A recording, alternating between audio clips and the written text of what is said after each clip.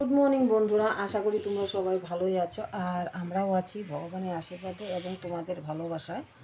আর এখন ভেবেছি সকাল 8টা, আজকে দোল পূর্ণিমা, তাই শাশুড়িমা ভোগ দেবে, সব রেডি করছে।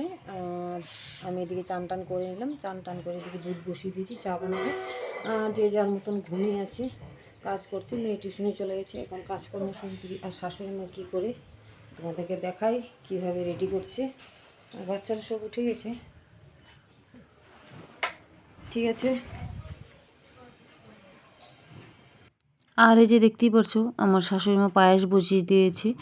আর এত বড় কড়াইয়ে বসিয়েছে কেন বলো তো, এতগুলা বাসন মাজতে হবে। আর আমি যেহেতু ঠাকুরের বাসন কুসন ধরবো না, তোমরা তো বুঝতেই পারছো অনেক রকম সমস্যা থাকে।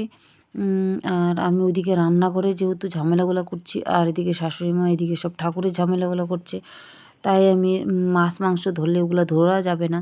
তাই শাশুড়ি মা আর আমার মাসি শাশুড়ি সব কাজগুলো করে নিচ্ছে। আর এদিকে দেখতেই পাচ্ছ পায়েসও হয়ে গেছে।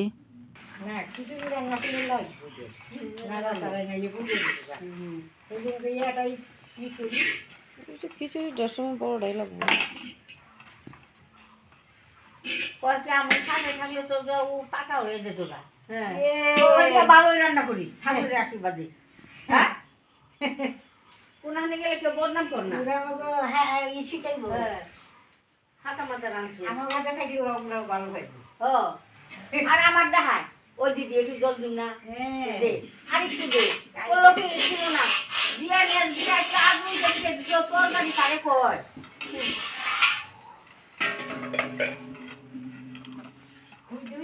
কাপড় শুধু দিচ্ছি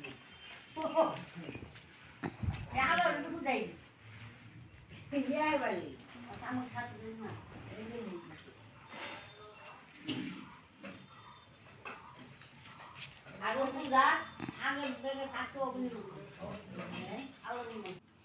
আর যাই হোক, এদিকে আমাদের দোল ভেটি, তারপরে এদিকে রং টং সব হচ্ছে। আর এই যে পাশের বাড়ি, আমাদের পাশেই বাড়ি আছে, আর এদিকে ওই দিদির বাড়িতে যে ছোট্ট একটা দোল ভিটি করেছে। দিদি বলেছিল, দিদি মানে তুমি আমার ভিটিটা দেখেও, মানে আমি দেখতে চেয়েছিলাম, মানে ছোট্ট করে সুন্দর করে উনি ভিটিটা করেছে, আমার খুবই ভালো লেগেছে, তাই আমি ভিডিওটা উঠিয়েছি। কারণ আমার পাশের বাড়ি। আর এদিকে আমার বর, আর আমি এদিকে ভাত কাটতে গেলাম। কেন বলো, উনি না পারলেও চেষ্টা করে, আর ওনার চেষ্টাতে আমি খুশি, তাই আমার সাথে সাথে চললো উনি। তাই আমি ওনাকে সব দেখিয়ে দিলাম। উনি চেষ্টা করছে মানে বার করার জন্য, যেহেতু ধৈর্য বেঁধে বার করলো। উনি যেহেতু বিশেষ কোনো কাজ করতে পারে না, কিন্তু চেষ্টাটা করছে, তাতে আমি খুশি।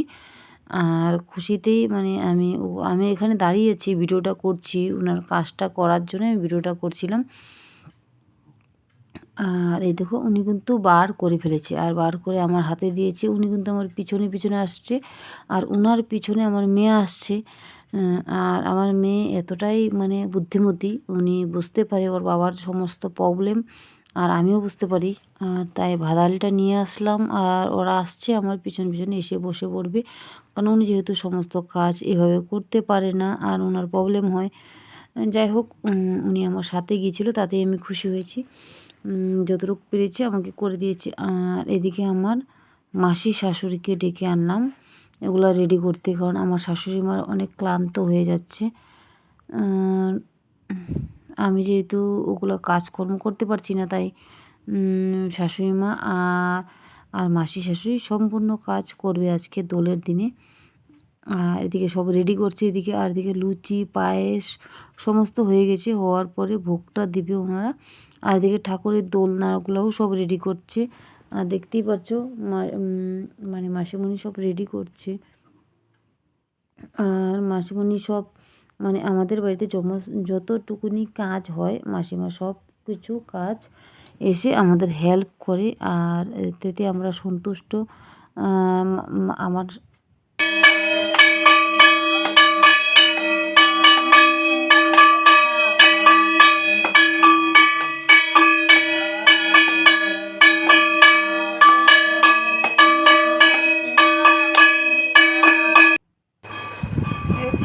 শাশুড়ি মা ভোগ লাগাচ্ছে, আর সকাল সকাল মাথাটা ঘুরছে, যেহেতু অনেক সকালে উঠে পড়ছিলাম। সকালে করেছি, সবার খাওয়া দাওয়া এগুলো বড় দোকানে চলে গেলো। আর এখন সমস্ত কাজকর্ম করবো, আর দুপুরবেলায় তো যে ভোগ হবে ওগুলোই খাওয়া দাওয়া হবে আজকে। কিন্তু এখন কী করা যায়, পরে রান্না কী করি। আর ভোগে যদি খিচুড়ি সবাই খায় তাহলে আর রান্না করবো না, আর যদি খিচুড়ি না খায় তাহলে রান্না করবো। মাসিমা এসেছে, আর আমার শাশুড়ি মা দুজনে মিলে সব কাজগুলো করছে।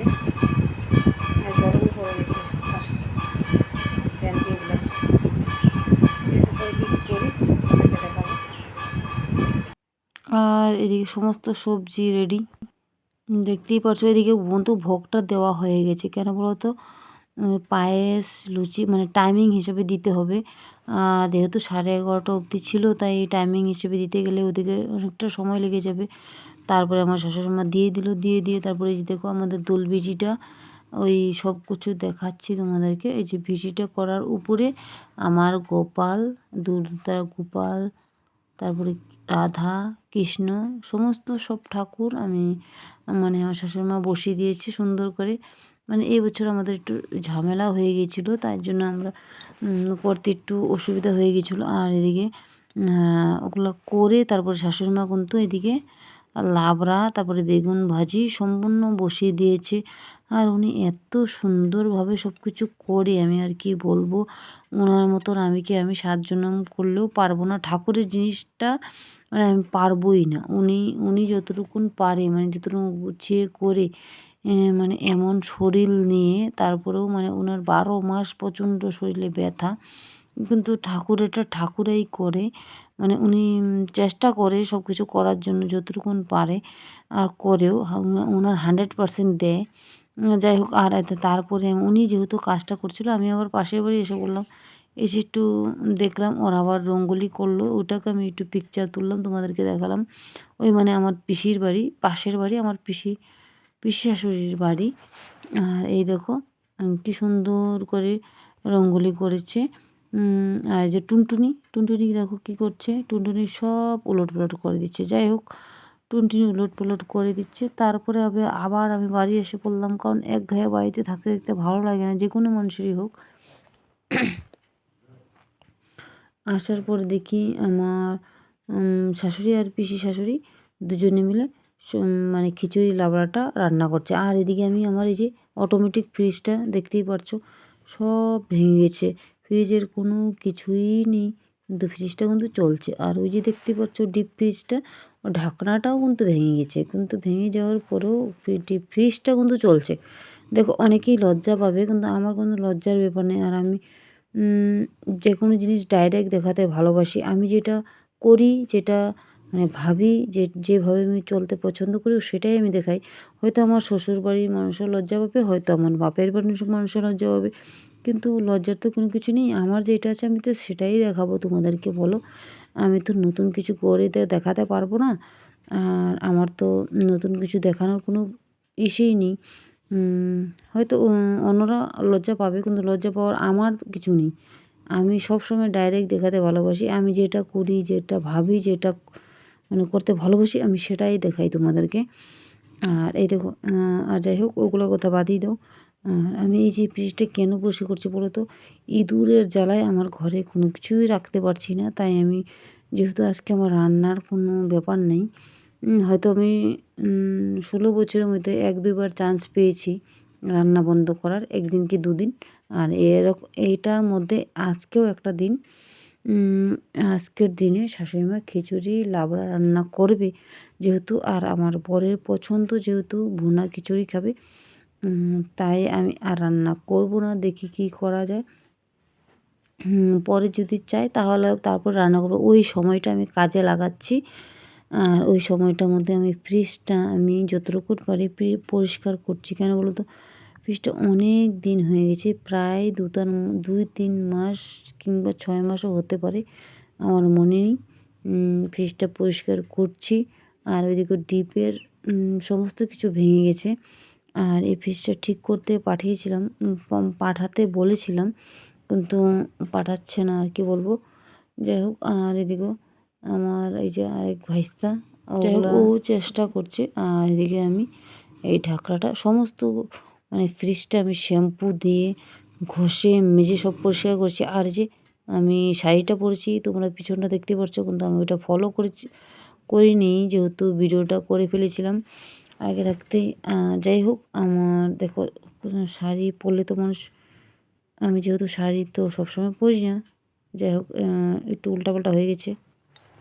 যাই হোক, হওয়ার পরে তারপরে আবার যে প্রসাদ কিন্তু দিচ্ছে একজনের পর একজন, কিন্তু তোমাদেরকে সবাইকে আমি দেখাইনি, কারণ সবাই যেহেতু ভালোবাসছে না আর আমার বাড়ির মানুষই ভালোবাসে না ভিডিওটা করাটা, কিন্তু তবুও আমি করি। কেন বলো তো, আমারও তো ইচ্ছে করে কিছু করতে, কিন্তু সব কিছুর ঊর্ধ্বে যে আমি চেষ্টা করি।